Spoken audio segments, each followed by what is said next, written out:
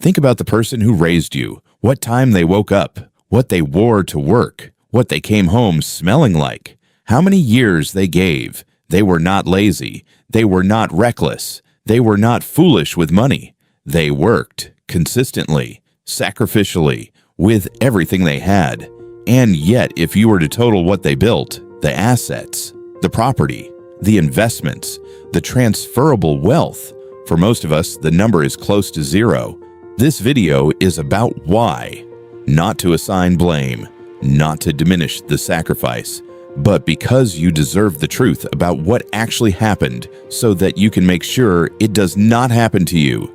Let us do what most families never do. Let us look at the numbers honestly. The average working professional in the modern economy will earn over a 40-year career somewhere between $1 and $3 million in total lifetime income. Depending on geography, profession, and circumstance, the number varies. But across cultures, across continents, the pattern is almost universal. A significant sum enters their hands over a lifetime, and at the end of that lifetime, the transferable wealth, the assets that survive them and serve the next generation, is a fraction, sometimes a very small fraction, sometimes nothing at all. Where did it go? Not to extravagance, not to vice, not to irresponsibility.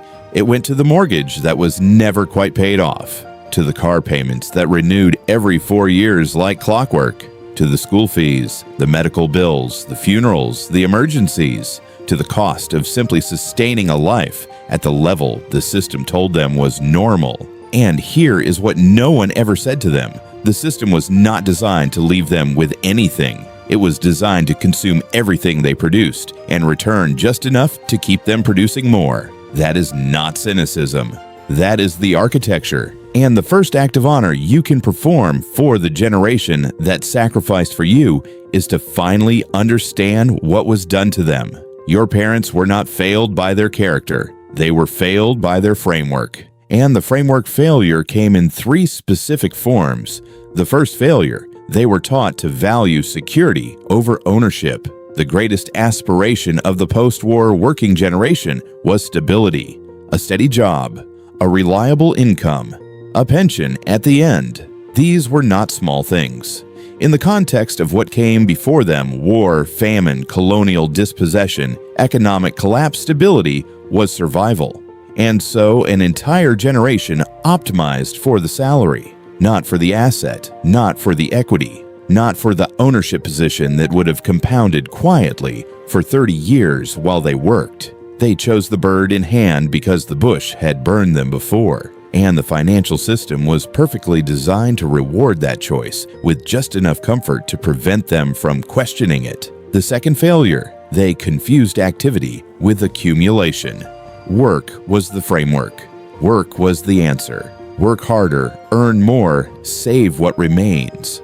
But activity and accumulation are not the same thing. A man can be intensely active his entire life and accumulate almost nothing that outlasts him, because activity produces income, and income without a deployment strategy produces consumption, not assets, not equity, not compounding positions, just consumption at a slightly higher level than the generation before. The hamster wheel does not care how fast you run. It simply gets faster. The third failure, they were never taught the difference between a liability and an asset.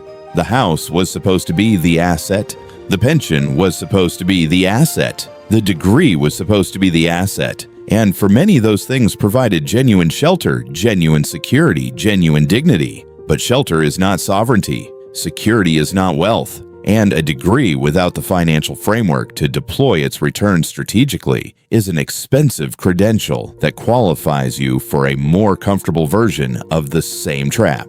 The asset is not what you own. The asset is what produces for you, without requiring your continuous presence to keep producing. That distinction was never taught, not in schools, not in churches, not at dinner tables, because the system that consumed their labor had no interest in teaching it.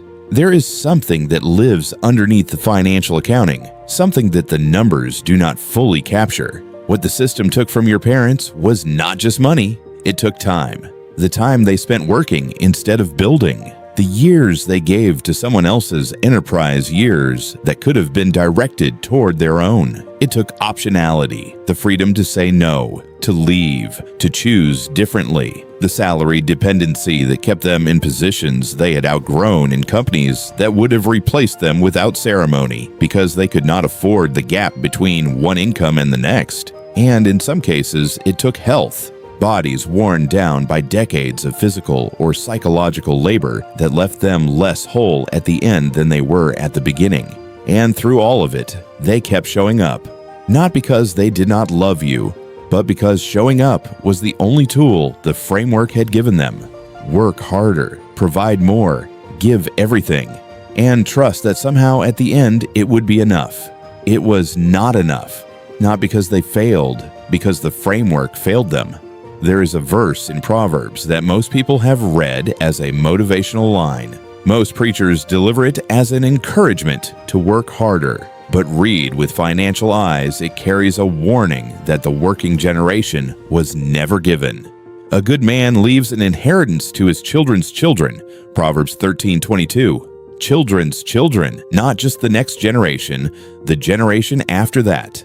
That verse is not describing a man who worked hard. It is describing a man who built something that outlasted his labor, something that did not depend on his continued presence to keep producing, something that served not just his children, but their children.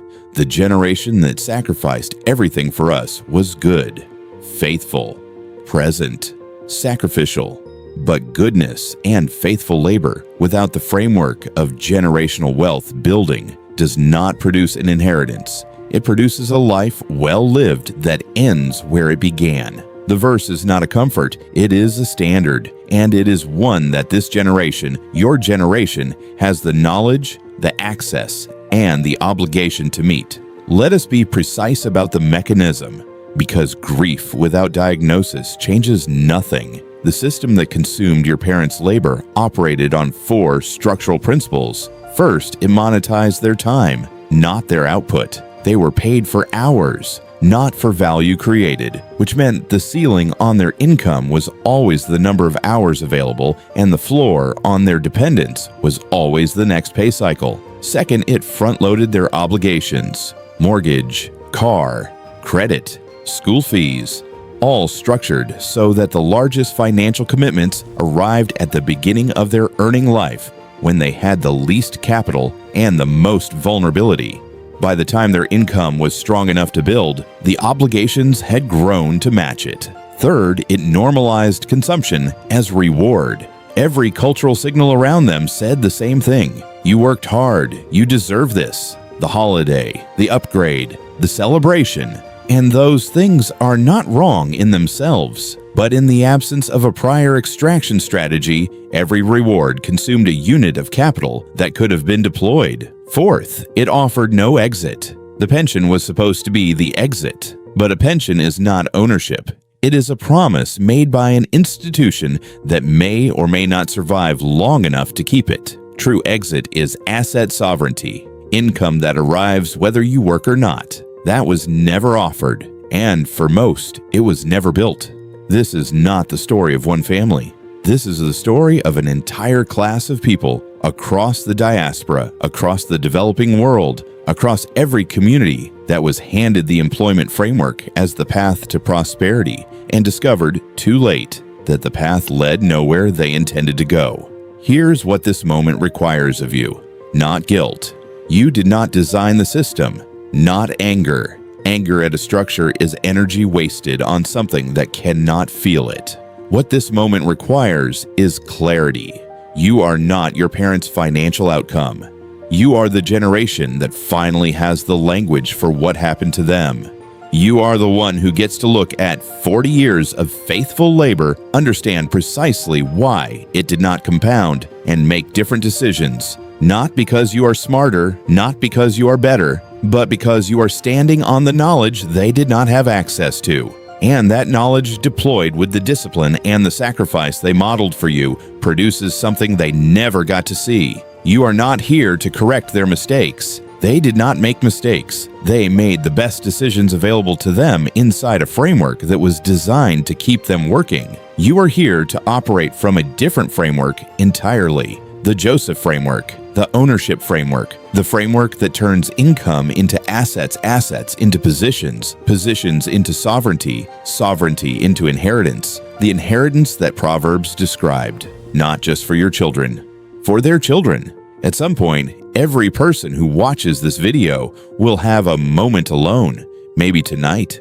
maybe this week, where they think about the specific person who raised them, the specific sacrifices, the specific exhaustion, the specific love expressed through labor. And in that moment, I want you to make a decision, not a resolution, not a goal, a vow that the framework stops with you, that the cycle, the beautiful, faithful, exhausting, fruitless cycle of working without building ends in your hands, that the next generation inherits not just your love, not just your work ethic, not just your faith, but assets, real assets, productive assets, assets that work after you stop working, assets that answer the question your parents never got answered. What do I leave behind? The longest pause in any of the 3 videos.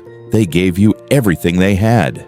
Now build what they never could, not for yourself, for them, for what their sacrifice was always meant to produce, but was never given the framework to reach. The next video gives you the map.